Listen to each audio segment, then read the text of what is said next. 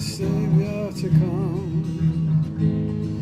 So righteousness can be done to put an end to wickedness, to put an end to the sickness of sin. Smash them to dust, burn to ashes. The brightness of the Lord flashes on the inhabitants of